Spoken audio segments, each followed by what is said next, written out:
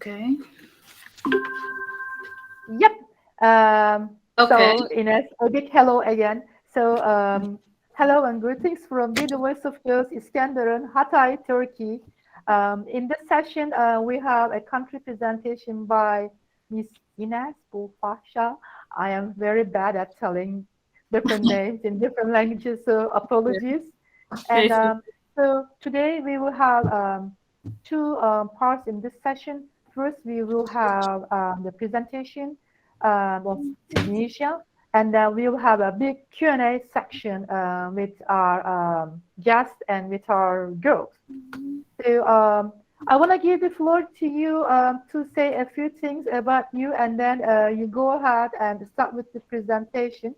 But before you I'm start, sorry for interrupting, but should we open our cameras? right now, you'll be watching listening and watching a presentation.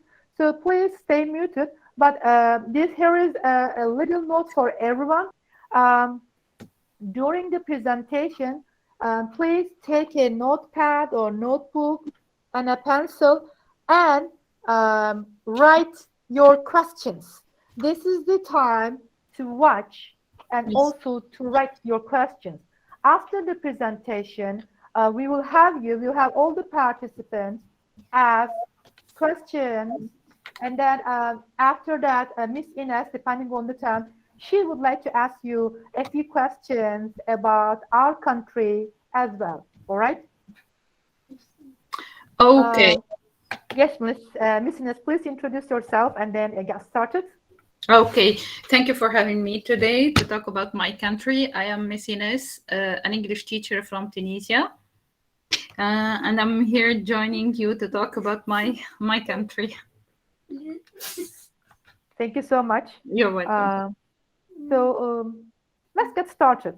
Okay. All right. So, can you see my screen Yes, first? yes. All right. All right. So, uh, okay. So it's a real honor to join you here and to talk about my country, Tunisia. Let's jump right into my presentation. Okay. Here, as you can see, the first question that comes to mind is where is Tunisia located? You might be wondering, where is Tunisia located if you are not familiar with the country, of course. Tunisia is a country in the Maghreb region, bordered by Algeria to the west and southwest, and Libya to the southeast, and the Mediterranean Sea to the north and east. Okay? Okay. So, being the smallest country in North Africa, Tunisia, as you can see, is the smallest country in North Africa, and it covers only 63,170 square miles and a population of less than 12 million. Okay, that being said, there is more, I mean, to Tunisia than meets the eye. You will discover this throughout the presentation. Okay, moving on. Okay, now let's have a look at our flag. Here's our flag, and the color red, as you can see, symbolizes the bloodshed during the struggle towards gaining independence, while the color white in the middle here represents peace. And here we have five-pointed star, which epitomizes the five pillars of Islam and the unity of Muslims. So I'm not going to boggle your mind with historical symbolism. Enough for me to mention that our flag is representative of the connection between Tunisia and the Ottoman Empire. Nowadays we call Turkey, of course. So 99% of Tunisians are Muslims, while 1% are Christians and Jewish. So in Tunisia, our official language is Arabic, and our second language is French. We speak English as a third language, indeed. But here is a fun fact about us. It's true that we speak Arabic, but it's a different dialect from other people, like from other people in the Middle East. So our dialect is mainly intelligible to speakers of other Maghrebi dialects, but is hard to understand for speakers of Middle Eastern Arabic. Okay, now let me give you a tiny little bit of history, just the major milestones. Just the major milestones about Tunisia. Okay. Our history started, or the journey started, in 1100 BC, when Carthage became a naval power. More than 900 years later, the Romans invaded Carthage. Hopefully, you're familiar with the name Carthage. It's a historical name presented in many history books. And the Roman lake sprang at that time. The Roman lake sprang out.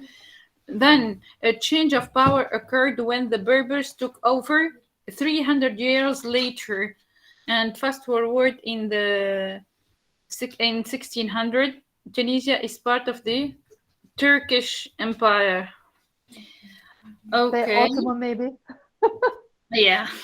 Yeah. Yes. Yeah. In 18, yes, you can see the similarities. It springs from that history, indeed.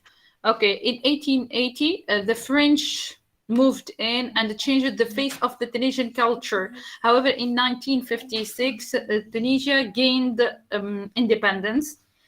And here I can't move on without mentioning the Arab Spring, the revolution, the Jasmine Revolution of 2010, where when Tunisians, were the leaders who succeeded in toppling down a dictatorship. Okay, so now if you are now, let's move on to something else. This is all history. Okay, and if you are an avid traveler, maybe you guys alone or with your parents, or I don't know, just I want you to be familiar with the main places you can visit if ever you travel to Tunisia.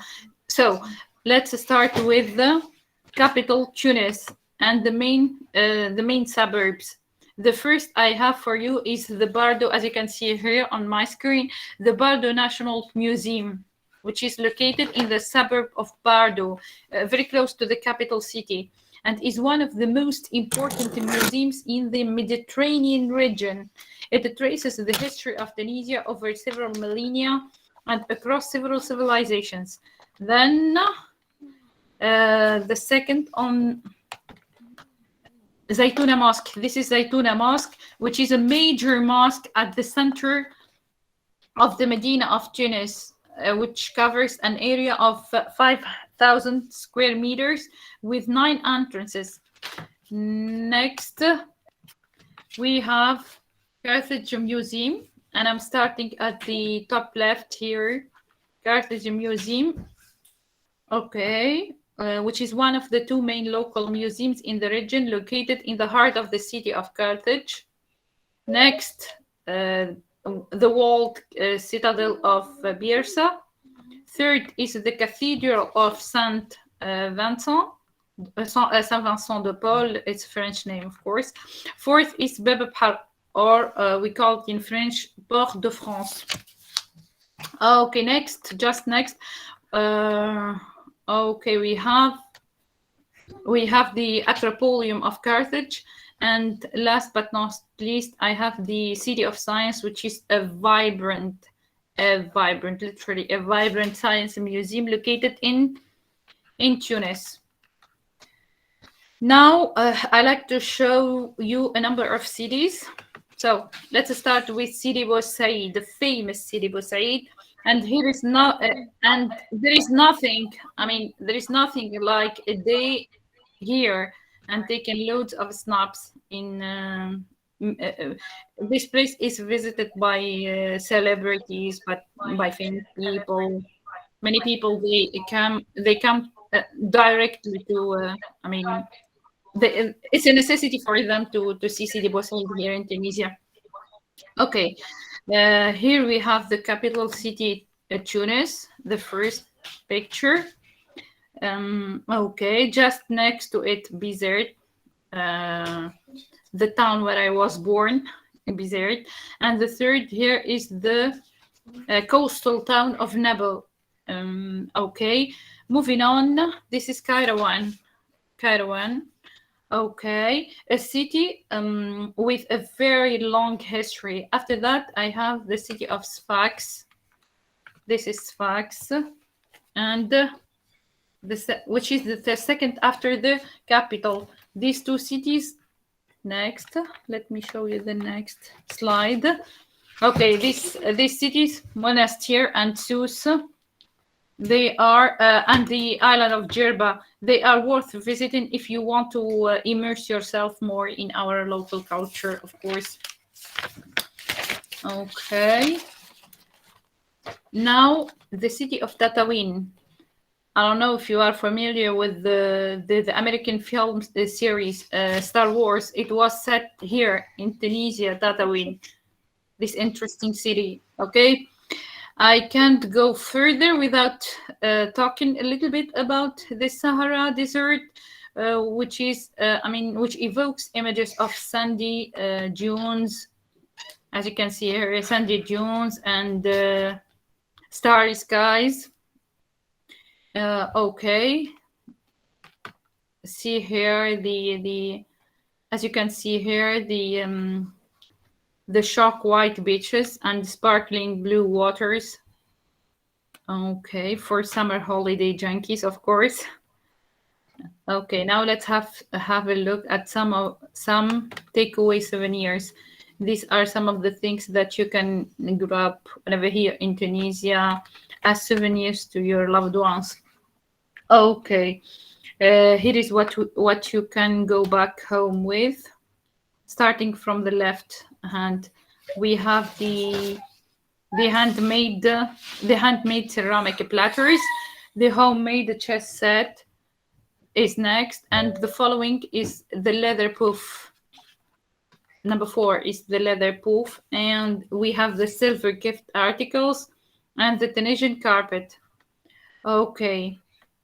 Let's talk about our cultural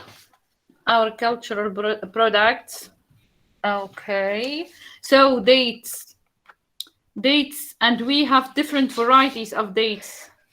We have the Diglet Noor being the best, and we have it first on the upper left here. And matter of fact, we use dates in quite a lot of recipes in many dishes. I mean, stuffed food like the one you have here, next the feast, and as you can see, these are the main recipes we can, do with the use of dates, of course. Now, olive oil. Olive oil. Tunisia is one of the world top olive oil producers. Okay. And now let me walk you through some examples of our typical dishes. The Tunisian cuisine reflects its rich history. There are Berber, Arab, Jewish, and Andalusian influences as well. Also, we have small drinks of Turkish, Italian, and the French fare. Okay, here are a few dishes. Okay, first on the list we have the hearty and delicious shakshuka stew-like dish prepared with tomatoes, onions, garlic, and green peppers. Eggs are often added during the cooking process so that they slowly poach in the liquidy soup. Next we have brick, we call the brick alaf, and the couscous. Okay, also I have for you the leblebi, the famous leblebi. What we have next is about typical Tunisian sweets. Okay, first we have salata mishwiya and the Tunisian salad. Okay, and now we have some sweets. Look here, the colorful sweets. And we have our typical, we call them the typical Tunisian sweets, or we call them in Arabic, in our language, حلو عربي. Hello Arabi, our traditional sweet. And here we have baklawa. Uh, I think you are familiar with the word baklawa. كعك ورقة ملبس كوليس كعك عنبر etc etc, and these sweets can be served on special occasions, by the way.